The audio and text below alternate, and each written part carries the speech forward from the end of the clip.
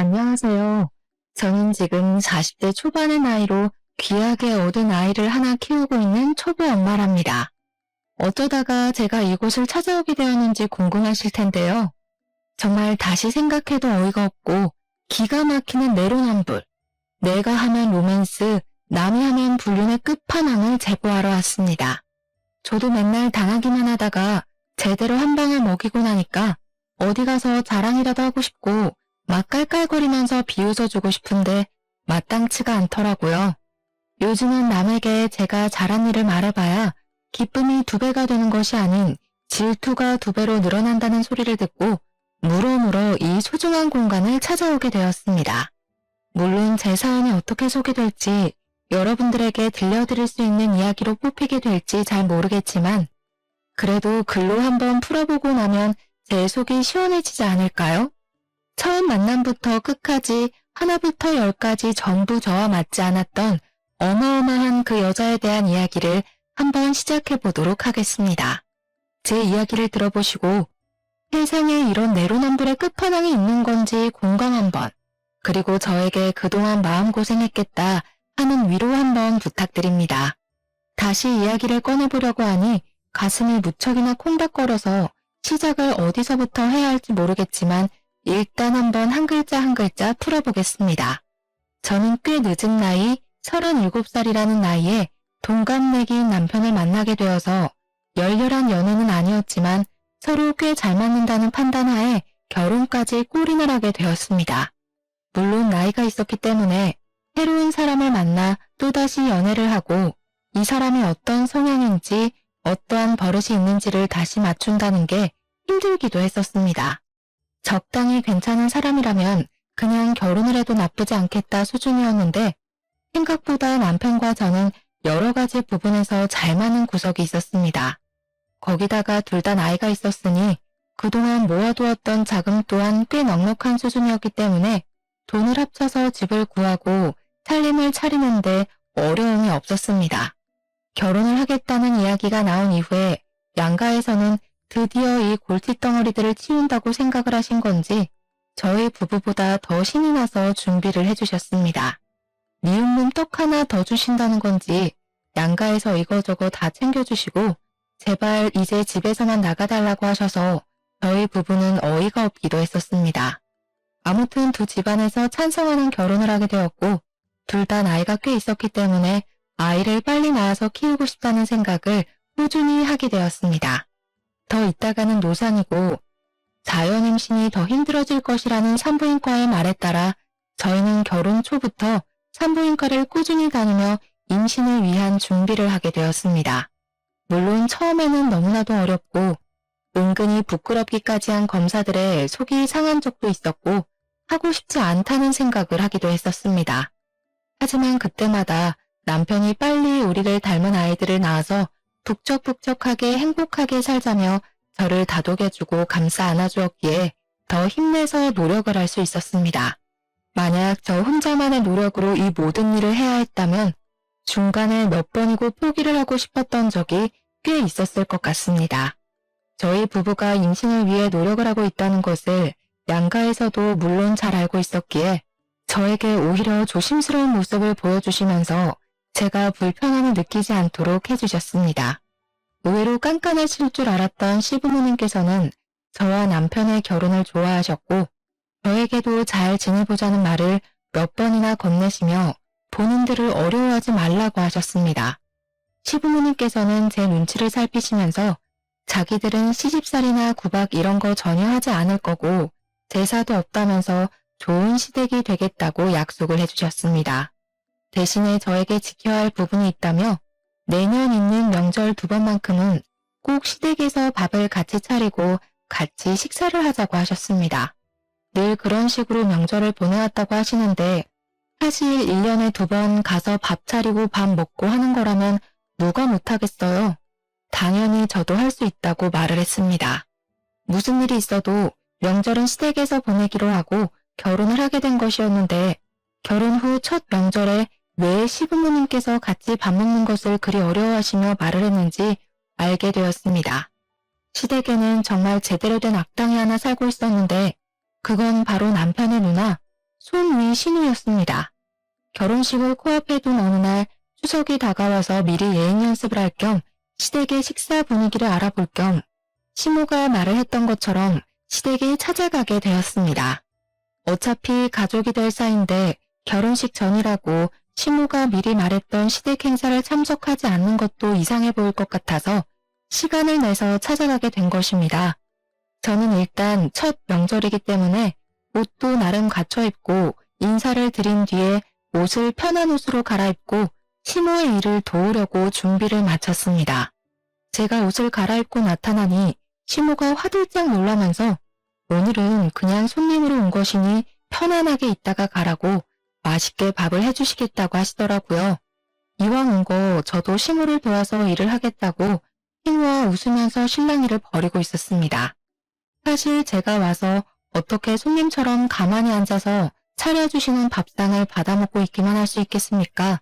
애초에 시댁에 방문을 한 이유도 시모를 도와서 일을 하려고 했었던 것이기 때문에 시모와 실랑이를 벌이며 주방 앞에서 투닥투닥 하고 있었습니다.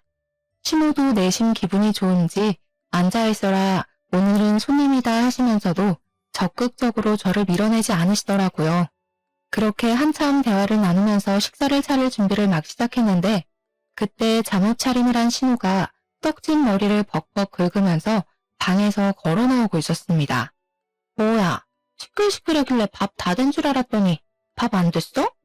신우가 인상을 팍 쓰면서 하품을 찍 하는데 눈앞에 저는 보이지 않는 건지 제가 약간 민망한 기분을 지우지 못한 채 신모와 신우를 번갈아 가면서 보았습니다. 신우는 그런 신우의 꼬락서니가 익숙하다는 듯이 작게 한숨 한 번 쉬고는 아직 밥 안 됐다고 이제 준비를 할 예정이라고 말을 했습니다. 배고파 죽겠는데 이제야 밥을 차린단 말이야? 미리미리 좀 해놓지. 마치 아랫사람을 시키듯이 비아냥거리면서 말을 하는 신우가 곱깝게 보이긴 했지만 제가 손아랫 사람이니까 신우를 마냥 무시하고 신우를 도와 일을 할 수는 없지 않겠습니까? 신우의 꼬락서니가 영 별로였지만 안녕하세요 하고 인사를 드렸습니다. 신우가 남편보다 2살이 많았기 때문에 저랑도 2살 차이가 났거든요. 이제 해가 지나면 마흔이 되는 사람인데 명절 당일 아침에 저런 꼴을 하고 나온다는 게 좀 어이가 없긴 했지만 시모도 잔소리를 하지 않으니 저도 말을 속으로 삼켰습니다.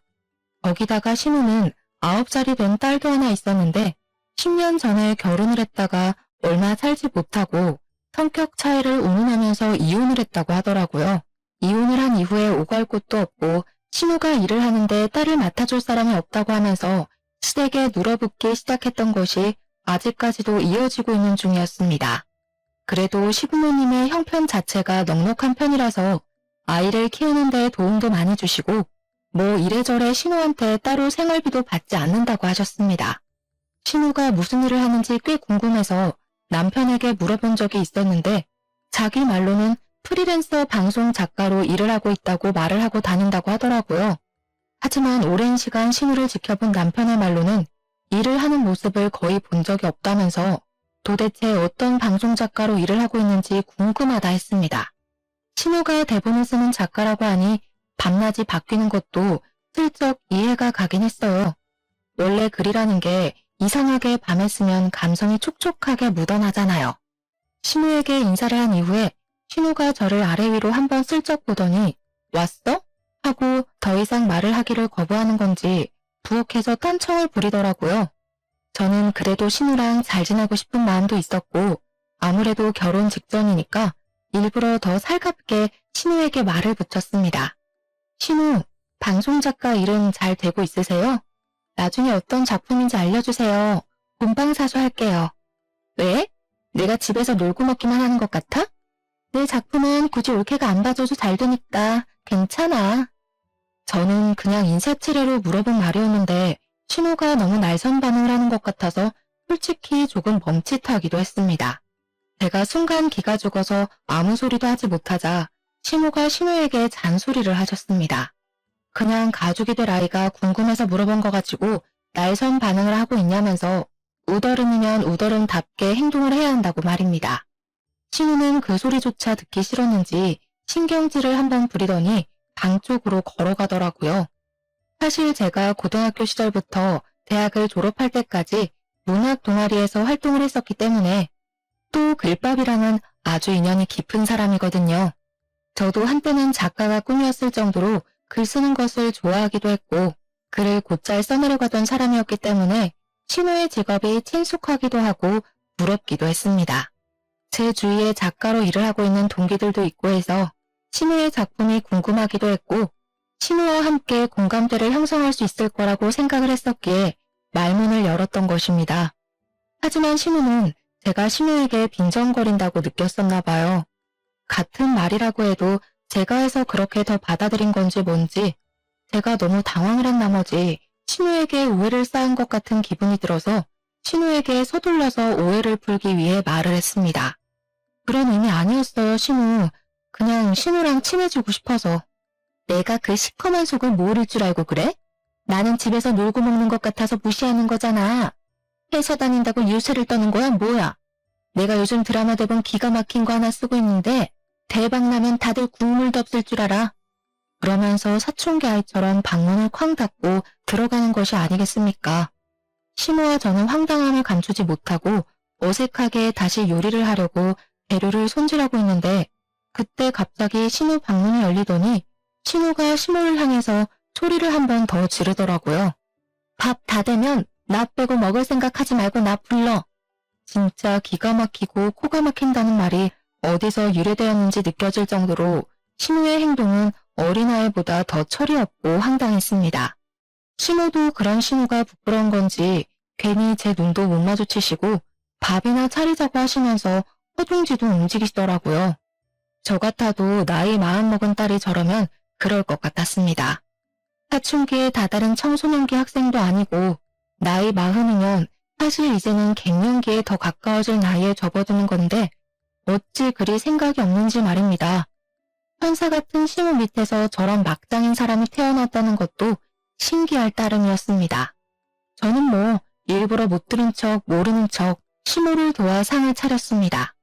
대충 식사를 다 차리고 나서 식구들을 부르고 마지막으로 신우까지 불러서 식탁에 둘러앉아 밥을 먹기 시작했는데 다들 반찬 맛있다며 칭찬을 해주셨습니다. 시부께서는 시모의 음식 솜씨가 워낙 좋지만 며느리가 거들어서 그런지 더욱 맛있는 것 같다고 일부러 제 칭찬을 더 해주시면서 분위기를 끌어올리셨습니다. 시모도 맞장구를 쳐주시면서 늘 혼자 준비해서 심심했는데 며느리가 오니까 복작복작하게 느껴지는 게 훨씬 수월하고 좋았다며 저를 예뻐해 주셨고요. 시부모님 두 분이 저를 칭찬을 해주시니 저도 기분이 좋아져서 남편이랑 웃으면서 밥을 먹고 있었는데 오로지 딱 한 사람, 신우만이 불퉁한 얼굴로 앉아서 밥을 먹더라고요. 이거는 뭐 흉도 아니긴 하지만 저희 신우 풍채가 진짜 남다르게 좋은 편이거든요. 키는 전혀 큰 편이 아닌데 몸무게는 엄청나게 많이 나가는 사람이었습니다. 신우가 밥을 많이 먹는다는 것을 아는 시모가 볶음밥을 산더미처럼 퍼서 줬는데 사실 저는 그 밥을 보고 이걸 누가 다 먹냐고 엄청나게 놀랐었어요. 이걸 사람이 한 끼에 다 먹을 수 있다고요? 할 정도로 밥을 꾹꾹 담아서 퍼주었음에도 불구하고 신우는 밥이 부족하다면서 밥솥을 여는 게 아니겠습니까? 그런데 시모랑 저랑 밥을 할 때 밥이 애매하게 남으면 꼭 찬밥이 된다고 인원수 딱 맞춰서 밥을 하자고 하셔서 밥이 밥솥에 남아있는 게 없었습니다. 마지막 쌀 한 톨까지 싹싹 긁어서 신우의 밥그릇에 전부 올려놨기 때문이었죠. 거기다가 그 정도 밥 퍼줬으면 충분은 무슨 넘친다고 생각을 했고요.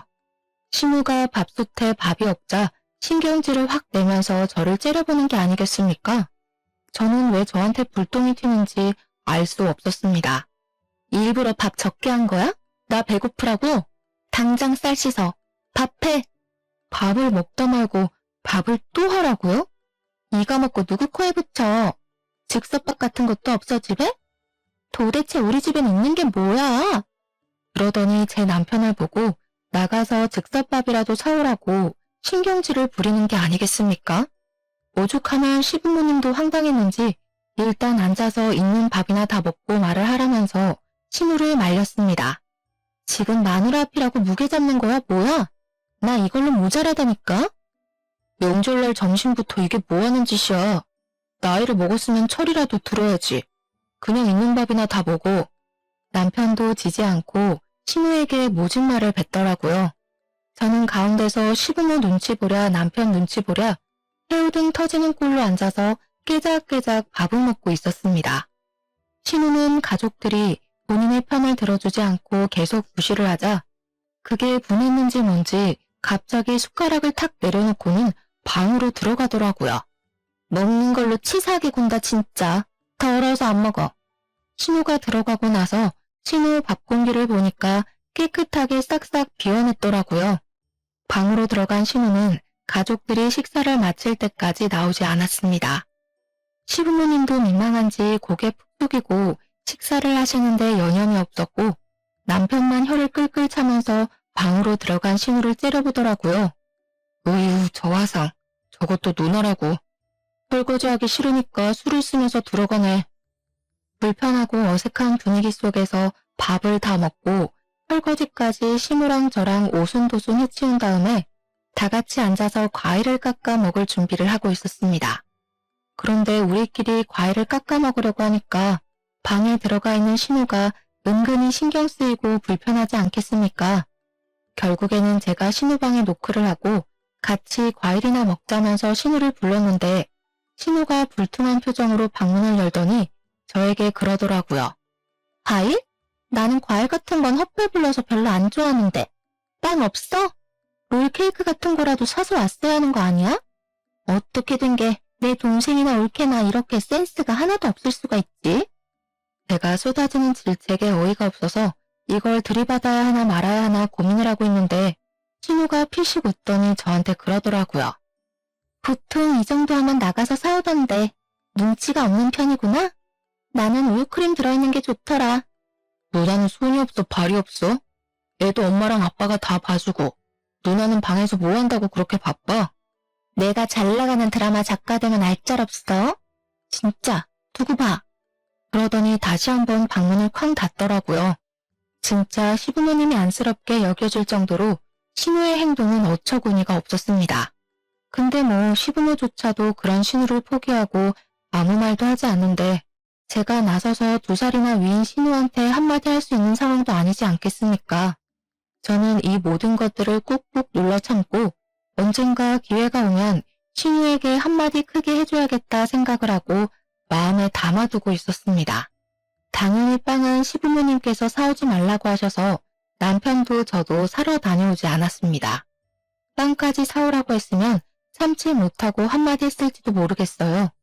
그 이후에 결혼식을 올리게 되었고 결혼식 당일에 신우는 아무 소리도 하지 않고 얌전히 자리를 지키고 있더라고요. 얼마나 가슴이 조마조마했는지 시집살이를 시키지 않겠다는 말을 지키려고 노력을 하시는 건지 뭔지 시부모님은 저에게 따로 연락조차 하지 않으시며 일상을 보내고 있었습니다.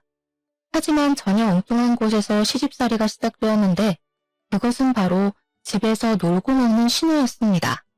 도대체 하는 일도 전혀 없는 백수나 다름없는 사람이면서 왜 저를 부려먹으려고 그렇게 눈에 불을 켜고 달려드는지 알 수가 없었습니다. 저는 직장을 다니고 있는 사람인데 평일이고 주말이고 할 것 없이 자꾸 저에게 이것저것 부탁을 빙자한 심부름을 시키는 게 아니겠습니까? 차라리 딱 잘라서 심부름 같아 보이면 저도 거절을 할 텐데 안 들어줄 수도 없는 그런 애매한 것들을 시키더라고요. 우리 엄마가 단팥빵이 먹고 싶다고 하던데 혹시 백화점 지하 1층에 있는 빵집에서 사다 줄 수 있어? 엄마가 너무 찾네. 마침 거기 올케네 집 근처잖아. 우리 애가 올케랑 같이 영화를 보러 가는 게 소원이라고 하던데 혹시 주말에 우리 애 좀 데리고 영화 보고 밥도 먹고 할 수 있어? 요즘 몸이 허한지 글쎄 홍삼 선물 같은 거 한번 들어왔으면 좋겠다 싶더라. 우리 엄마가 손녀딸 보느라 힘들잖아. 자꾸 시댁 핑계를 대면서 저에게 이것저것을 조르는데 염치가 없어도 너무 없지 않겠습니까? 거기다가 다른 건 몰라도 시조카를 저에게 맡기려고 하는 건 선 넘었다고 생각했습니다. 하지만 시조카가 신우와는 다르게 일찌감치 철이 조금 들어있었고 평소에도 귀찮게 굴거나 하지 않았기 때문에 신우를 위해서가 아니라 황혼 육아로 힘들어하시는 신우를 위해서 신우의 심부름을 했어요. 시모 생각에 제가 가끔 시조카를 대신 돌봐주기도 하고 그렇게 시간을 보내고 있었습니다. 하루는 시모에게도 일이 있어서 안 된다며 신우의 간곡한 부탁에 시조카를 보게 되었는데 9살이면 초등학생이지 않겠습니까? 같이 마트에 갔다가 유행하는 캐릭터 인형을 선물로 사주게 되었는데 시조카가 정말 선물이라는 걸 처음 받아보는 사람처럼 너무 좋아하더라고요. 시조카가 처음으로 아이 같은 모습으로 방방 뛰는데 이런 걸 자주자주 사줘도 되겠구나, 선물하는 보람이 있구나 하고 느끼게 되었습니다. 그런데 어느 날 저녁에 신우에게서 전화가 와가지고 저에게 성질을 버럭 부리는 게 아니겠습니까? 이런 걸 왜 사줘서는 애가 다른 모양의 캐릭터까지 사달라고 하게 만드는 거야? 그 많은 것들 중에서 덜렁 한 개만 사줄 거면 올케 때문에 우리 애가 인형 사달라고 조르고 난리가 났으니까 다른 인형까지 올케가 사줘. 신우, 하나씩 모으는 재미가 있어야죠. 신우가 좀 챙겨주세요. 요즘 애들은 저런 거 하나씩 다 가지고 논대요. 가끔 칭찬해줄 일 있을 때마다 하나씩 사주면 되잖아요. 내가 대기업에 다니는 뭐라니? 돈 있는 너네가 사다 주면 몰라도 내가 무슨 돈이 있어서 저 비싼 걸 하나하나 챙겨서 주냔 말이야. 내 옆에서 듣고 있던 남편이 씩씩거리면서 전화를 바꿔들고는 앞으로는 국물도 없을 줄 알라고 사줘도 이런 전화를 받아야 하는 거냐고 버럭했습니다. 그 뒤로는 신우의 행동은 아주 파격적으로 변하게 되었는데 제가 시댁에만 가면 저를 못 잡아먹어서 안달이 난 사람처럼 옆에 딱 붙어서 참견을 해댔습니다. 밥을 할 때도 제가 만든 반찬만 콕 골라집고는 맛이 없네, 간이 짜네, 이렇게 먹다가는 나트륨 중독에 걸리겠네 하면서 쓸데없는 트집을 잡기도 했고요. 남편이 결혼하고 운동을 열심히 해서 살이 조금 빠졌는데 제가 제대로 먹이질 않고 일만 시켜서 살이 빠진 것처럼 꾸며대며 이야기를 하더라고요. 하루는 시조카가 제가 새로 산 휴대폰을 보고 휴대폰을 구경해봐도 되냐고 묻길래 그러라고 했더니 가져가서 아무거나 막 눌러보더라고요. 처음에는 별 신경을 쓰지 않았는데 제가 회사 일 때문에 메신저 앱에 비밀번호를 걸어놓은 걸 그 비밀번호를 풀겠다고 아무 숫자나 막 눌러보는 겁니다. 박은 엄마, 왜 비밀번호가 걸려있어? 이거 풀어주면 안 돼요? 나도 친구들한테 메시지 보내고 싶은데. 하지만 제 메신저 앱에는 회사 보안 문제가 잔뜩 걸린 일들이 가득해서 안 된다고 시조카에게 딱 잘라서 이야기를 하게 되었습니다. 사실 메신저 앱 말고 그냥 일반 문자 메시지 써도 되는 일이기 때문에 시조카를 설득하려고 했는데 신우가 그걸 보더니 바로 시부모 앞에서 비아냥거리더라고요. 올케, 수상하게 왜 비밀번호를 걸어서 메신저를 못 쓰게 해? 혹시 바람이라도 피우는 거 아니야? 어디 한번 풀어봐. 우리 구경이나 하자. 바람 피우는 거면 어떡해. 아직 결혼한 지 1년도 안 됐는데.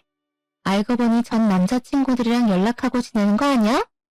신우, 그게 무슨 소리예요. 저 그런 적 한 번도 없고 회사 보안 문제 때문에 어쩔 수 없이 걸어둔 거예요. 올케, 정색하는 거야 지금? 농담인데 뭘 그렇게 과하게 반응을 하고 그래. 농담이어도 할 말이 있고 하면 안 되는 말이 있죠. 시부모님도 다 계신데. 지금 올케가 나 가르치는 거야? 세상 오래 살고 볼 일이네. 아니 내가 궁금해서 물어보는 거잖아. 궁금해서. 혹시 바람이라도 피우고 있으면 우리 동생은 낙동강 오리알 되는 건데 안 그래? 그러게 왜 의심스럽게 메신저 앱만 비밀번호를 잠가놨냐 이거지. 회사 보안 문제 때문이라고 말씀드렸잖아요. 세상에 어느 회사가 이런 메신저로 일거리를 주고받아? 다 회사 이메일이나 그런 거 쓰는 거 아니야? 자꾸 숨기니까 더 의심되네. 어디 한번 까봐. 신우가 자꾸 말도 안 되는 트집을 잡으면서 요구를 하니까 한번 보여줄까 하는 생각이 들다가도 열이 받아서 보여주고 싶지 않더라고요. 저랑 신우랑 대치를 하고 있는데 분위기가 점점 험악해지니까 시부가 나서서 중재를 한다고 제 편을 들어주셨습니다. 막장 드라마 같은 것만 보고 있으니까 그런 식으로밖에 상상이 안 되지. 말 본새하고는 할 말이 없어서 그런 말을 농담이라고 해? 우리 가족 맞아? 나도 올케랑 친해지고 싶어서 그런 건데 왜 나만 가지고 그래? 그러면서 또 방으로 들어가 버리는 게 아니겠습니까? 진짜 제 앞에 있는 시조카보다 정신 연령이 어린 것 같아 보였습니다. 오죽하면 시조카가 저에게 외숙모 죄송하다면서 휴대폰을 돌려주더라고요. 괜찮다고 말을 하긴 했지만 시조카가 조금 안쓰러워 보이고 마음이 쓰였습니다. 그 뒤로 한동안 시댁에 불편해서 발걸음하지 않았네요. 사실 저희 부부는 결혼 초부터 산부인과를 다니면서 아이를 가지기 위해 노력을 많이 했었는데요. 병원에서 몇 차례 배란일에 시도를 해보라고 해서 배란일 체크도 하고 백방으로 노력을 했지만 아이가 잘 들어서지 않았어요. 그래서 결혼하고 1년이 지나면 시험관을 하기로 했었습니다. 때마침 결혼 일주기가 다가오고 있었고 더 늦어지면 정말 마흔이 넘어서 아이를 낳을 수도 있겠다는 불안함이 생기더라고요. 저와 남편은 조금 몸이 힘들더라도 하루빨리 아이를 가지고 싶다는 생각에 시험관 시술을 하기로 결정을 했고 그 복잡하고 힘든 과정을 2차례 반복을 했습니다. 첫 술에 배부를 수 없다는 말처럼 처음에는 실패로 돌아갔기 때문에 2번째에는 영양제도 더 잘 챙겨 먹고 마음의 안정을 가지려 노력을 하면서 시도를 하게 됐습니다. 간절한 바람 때문이었는지 아니면 정말 때가 되어 찾아오게 된 것인지 시험관 2번째 시도 만에 뱃속에 우리의 소중한 결실이 자리 잡게 되었습니다. 저는 안정기가 올 때까지 시댁과 친정에 알리지 않았고 병원에서도 착상이 잘 되었지만 임신 10주가 넘어갈 때까지는 조심하라고 해서 정말 조심하면서 지냈습니다. 당연한 수순으로 아이를 위해 저는 회사에도 사표를 내게 되었고 그렇게 뱃속에 자리 잡은 아이가 무럭무럭 자랄 때까지 꼼짝도 하지 않고 지냈습니다. 그 덕분에 아이는 건강하게 매주 자라났고 저는 그제야 시댁과 친정에 알렸으며 양가에서는 눈물을 줄줄 흘릴 정도로 너무 좋아하셨습니다. 엄마가 된다는 것은 또 새로운 경험이었기 때문에 정말 공부할 것이 많아서 하루 종일 집에서 태교에 힘쓰고 육아에 대한 공부를 하면서 하루하루를 보냈습니다. 하지만 신우는 제가 임신한 것이 불만이었는지 뭔지 대놓고 말을 못하지만 은근히 구시렁거리더라고요. 저는 아이에게 좋은 것만 들려주고 싶어서 시댁의 발길을 끊었습니다. 당연히 이 부분은 시부모님께서도 양해를 해주셨기 때문에 가능한 일이었습니다. 아이를 출산한 이후에는 정말 육아가 지옥이라는 말이 왜 생겼는지 알 수 있을 만큼 정신없는 나날을 보내게 되었습니다. 아이만 바라보면서 살기 시작한 지도 1년이라는 시간이 흐르고 저는 경력이 단절되어 버린 제 사회생활을 그리워하면서 지내게 되었습니다. 물론 아이를 본다는 것은 너무 행복하고 기쁜 일이긴 했지만 그래도 저만의 목표라는 게 존재했는데 그 꿈을 다 이루지 못하고 출산과 육아를 위해 내려놨어야 했으니까요. 은근히 쳇바퀴처럼 돌아가는 일상에 무료함을 느끼고 바쁘게 사회생활을 하는 남편이 부럽게 느껴질 때쯤 저에게 우연치 않은 기회가 찾아왔습니다.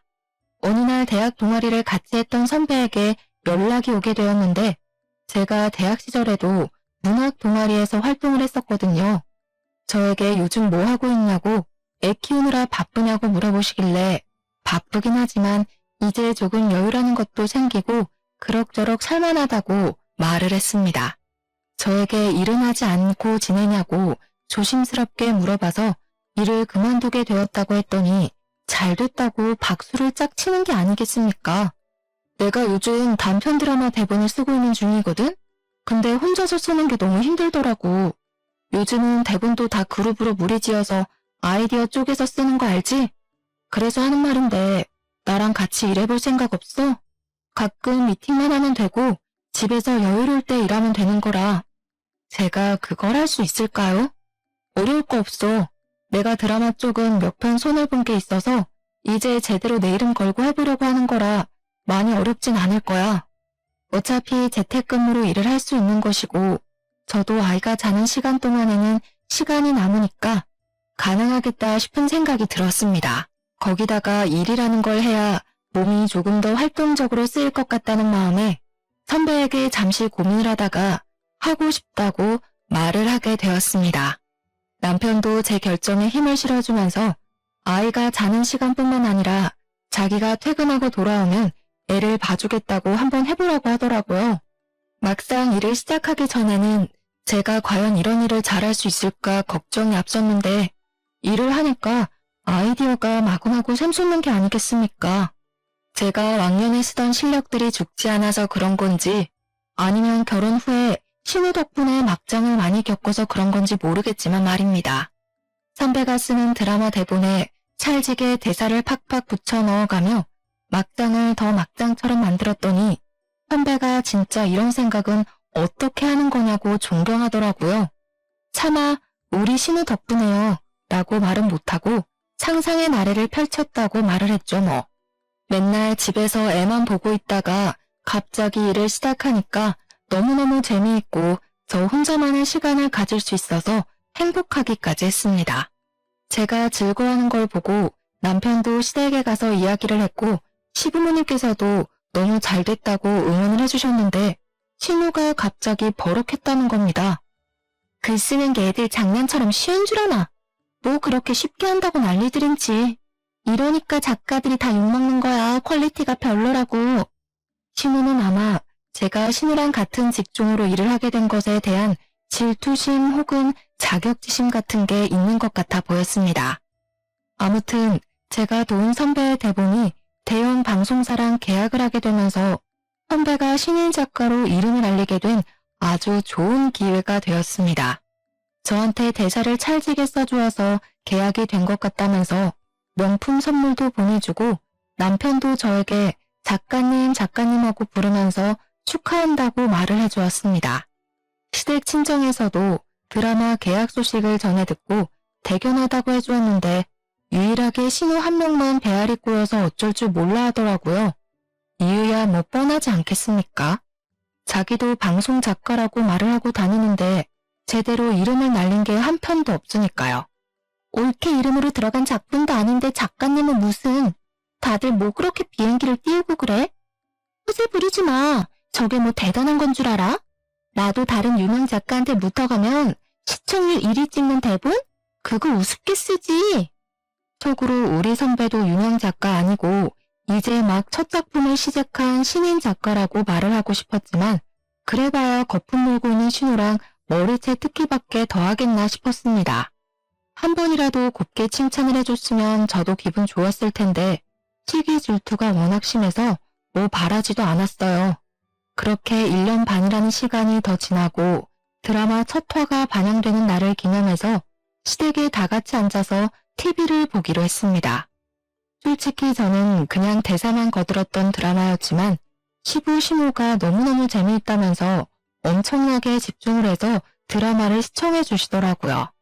그런데 첫 화에서 남자 주인공이 불륜을 피우는 장면이 나오는데 그걸 보더니 신우가 콧방귀를 끼면서 시비를 걸고 넘어지는 게 아니겠습니까? 옳게 진짜 바람 피우는 거 아니야? 대본을 어떻게 저렇게 쓸 수 있지? 하루 이틀 해본 솜씨가 아닌 것 같은데? 그러면서 제 남편을 보면서 이렇게 이야기를 하더라고요. 동생아, 이 누나 말 잘 들어. 저런 경험이 없으면 대본도 쓸 수가 없는 거야. 예전에 올케가 휴대폰에 메신저도 숨기고 하던 거 기억하지? 올케가 남자 만나고 그러고 다니는 거 아니야? 우리 동생 진짜 조심해야겠다. 그러면서 제 불륜을 다시 한번 의심하는 게 아니겠습니까? 속에서 뜨끈뜨끈한 열불이 막 올라오더라고요. 시댁 식구들 다 집중해서 드라마를 보고 좋은 분위기를 형성하고 있었는데 찬물을 끼얹어도 어떻게 이렇게 완벽한 타이밍에 확 던지는 건지 저도 참지 못하고 신우에게 결국 한 방을 던지기로 결심하고 입을 뗐습니다. 아, 작가의 경험이 대본에 녹아드는 거라고 하셨죠? 그럼 형님도 지금 쓰시고 있는 대본 다 형님 경험이신 거예요? 신우 얼굴이 순식간에 새하얗게 질리는 게 아니겠습니까? 사실 지난 명절에 신우가 시켜서 시댁 구석구석 청소기를 돌리고 신우 방에도 청소기를 돌려주겠다고 들어간 적이 있었습니다. 그때 우연치 않게 켜져 있는 노트북을 발견했고 대본이 쭉쭉 써져 있는 걸 봤는데 저장을 해두지 않았더라고요. 혹시 제가 청소하다가 건드리기라도 할까봐 저장 버튼을 눌러주었습니다. 그러다가 정말 의도치 않게 신우가 쓴 대본을 몇 줄 읽게 되었는데 내용이 정말 저급한 산류소설이 따로 없다 싶을 정도로 구렸습니다. 읽어보니까 여자 주인공이 남편 몰래 바람을 피워서 이혼을 당하고 사는 이혼녀의 내용이었는데 이혼 후에 만난 여러 남자들에 대한 이야기를 시나리오 형식으로 써놨더라고요. 이 내용만 봐도 어떤 건지 딱 감이 오지 않겠습니까? 바로 신우가 일기처럼 본인 경험에 대해 줄줄 늘어놓은 것이구나 하는 생각이 들었습니다. 그래서 저는 드라마가 끝나기 무섭게 TV를 끄고 시부모님이 듣고 계신 자리에서 당당하게 다 말을 했습니다. 신우, 저 정말 궁금해서 그러는데 혹시 바람 피워서 이혼당하신 거예요? 예, 아니야. 그 썩을 사위놈이 바람을 피워서 이혼한 거야. 세상에 어떻게 지초를 두고 바람을 피우는 짓을 할 수가 있는지. 엥? 어머님, 잘못 알고 계신 것 같아요. 형님이 좀 전에 그랬잖아요. 작가는 경험에서 어우러진 내용을 쓴다고요. 제가 저번에 본 형님 대본에는 주인공이 딴 남자랑 바람 피워서 이혼당한 싱글맘에 대한 내용이던데요. 아, 그리고 제가 정말 몰라서 물어보는 거예요. 거기에 호프집에서 만난 키가 185cm인 남자에 대해 써져 있던데 신우가 혹시 이번 주에 외박하지 않았어요? 신우가 진짜 엄청나게 당황하더니 저에게 정신 나간 년이라고 말을 하면서 악담을 퍼붓는 거냐고 절대 아니라고 시부모님 앞에서 고래고래 소리를 지르더라고요. 저는 일부러 신우 열받으라고 비아냥거리면서 이야기를 했습니다. 아, 아니면 말고요. 저도 농담이에요. 뭘 그렇게 발끈까지 하세요? 그냥 형님도 작가시니까 본인 경험이 대본에 적혀있진 않을까 확인차 물어본 건데 그렇게 화를 내시니 더 의심스럽네요? 제가 일부러 억지 웃음을 지으면서 말을 하는데 남편이 그 분위기에서 아주 조용히 입을 열었습니다. 사실 누나가 바람 피운 거 맞잖아. 엄마 아빠, 사실은 누나가 바람 피워서 이혼당한 거 맞아. 내가 몇 년 전에 누나 이름으로 온 이혼소송장 읽어봐서 알아. 누나가 잘못해서 이혼당한 거야. 그 순간 분위기가 싸해지더니 시모가 갑자기 머리를 부여잡고 목소리를 내시면서 주저앉으시고 시부는 신우한테 그게 사실이냐고 추궁을 시작하셨습니다. 신우가 처음에는 허옇게 질려서 아무 말도 못하더니 다 들켰다는 생각이 들었는지 조금은 뻔뻔할 정도로 순순히 맞는다고 대답을 했습니다. 그러니 시부가 부들부들 떨리는 몸을 하고서 신우에게 분노를 억누르고 말을 하시더라고요. 너 여태 거짓말한 거야? 어떻게 부모를 속여? 왜 애꿎은 사회 욕을 하게 만들어? 넌 네 딸 보기 부끄럽지도 않냐? 철이 없어도 어쩜 이렇게 철이 안 들어? 언제까지 부모가 네 그늘막이 되어줄 것 같냐? 너 안 되겠다. 이게 진짜 오냐오냐 해주니까 당장 이 집에서 나가. 네 딸 데리고 나가서 스스로 돈 벌어서 살아. 이제 스스로 알아서 살라는 말에 신우가 기겁을 하더니 그때부터 무릎을 꿇고 시부 다리를 붙잡고서는 한 번만 살려달라고 울고불고 하더라고요. 아빠 딸 쫓아내면 진짜 노숙자가 될지도 몰라. 진짜 한 번만 살려줘. 시부와 시모는 꿈쩍도 하지 않았는데 그 순간 방에서 자고 있는 시조카가 소란스러웠는지 깨서 나오더라고요. 시조카에게 다시 방으로 들어가라고 말을 하려는 순간 진짜 신우년이 답도 없는 소리를 한 건지 시조카가 멍한 얼굴로 신우에게 물어보더라고요. 엄마가 바람 피운 거야? 시조카가 눈물을 뚝뚝 흘리면서 신우에게 질문을 하는데 온 가족이 아무 말도 하지 못하고 입을 꾹 다물었습니다. 초등학생이니까 이미 알 건 다 아는 나이 아니겠습니까? 신우는 시조카에게도 가스라이팅을 했던 것이었습니다. 바람 피운 아빠가 나쁜 놈이라고 다시는 아빠를 볼 생각도 하지 말라고 애한테 무한히 세뇌를 시켜놨던 것입니다. 시조카가 나오자 신우는 오히려 위기를 기회라고 생각을 한 건지 뭔지 정말 나쁜 년처럼 시부에게 강짜를 놓더라고요. 우리 딸이 밖에서 거짓소리를 들어도 상관없다는 거야? 아빠, 진짜 우리 내쫓으면 안 돼. 아빠가 안 도와주면 우리 딸 밥도 제대로 못 챙겨 먹일 거고 새옷도 못 사주고 할 텐데 그럼 친구들 사이에서 당연히 왕따를 당하지 않겠어? 아빠는 손녀딸이 그런 취급당하면 좋겠냐고. 야, 너는 뭘 울고 있어? 빨리 할아버지 잘못했어요 하고 빌어. 신우가 시조카의 팔을 흔들자 시부가 더 열이 받은 건지 갑자기 손을 들어 올려 신우의 귀싸대기를 날려버렸습니다. 넌 너의 잘못과 거짓말로 자식이 지 친아버지도 못 보고 사는데 뭐가 어쩌고 어째? 나한테 빌어? 인연이 정신 못 차렸지? 그러더니 풍채 좋은 신우를 붙잡고는 주방 가위를 들고 와서 제대로 감지도 않은 신우의 치렁치렁한 긴 머리를 확 잘라버리는 것이 아니겠습니까?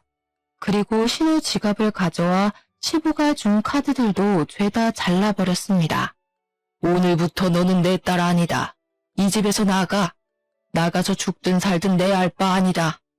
신우가 잘못했다고 하면서 엉겨붙으면서 울었지만 그날 바로 시부는 신우를 쫓아냈고 시조카는 신우의 전남편에게 보내버렸습니다.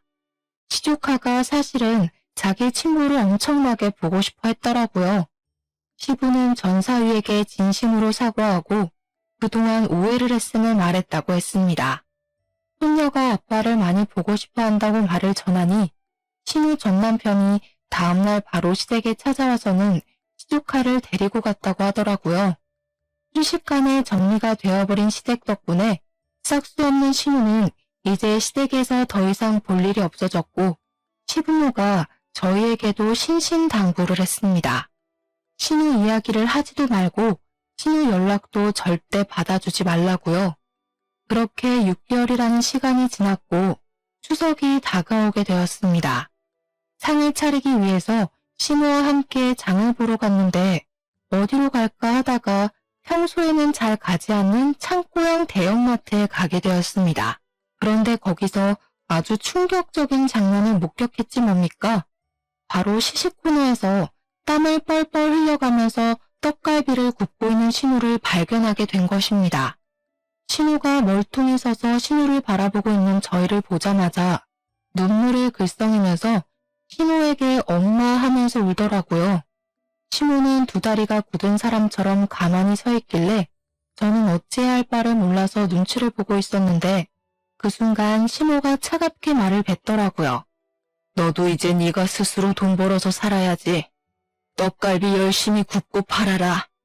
저는 그래도 자기 배로 낳은 딸인데 단호하게 반응하는 시부모의 모습에 감탄을 하게 되었습니다. 저야 뭐 당연히 시댁에서 여전히 예쁨을 받으면서 잘 지내고 있고 선배의 다음 드라마 대본까지 함께 집필을 하게 되었습니다. 이번에는 제 이름까지 넣어주겠다고 했으니 조만간 드라마 대본 한 편에 제 이름이 올라가는 일도 생기지 않을까 싶습니다. 어쨌든 간에 스스로 나락에 가게 된 우리 신우가 문득 떠오르는 밤이라 일하다 말고 이렇게 찾아와 사연을 남기고 갑니다. 이래서 사람이 착하게 사는 게 중요하다고 하나 봐요. 여러분들도 남에게 상처 주는 말은 멈추시고 나 자신을 사랑하며 살길 바라겠습니다. 감사합니다.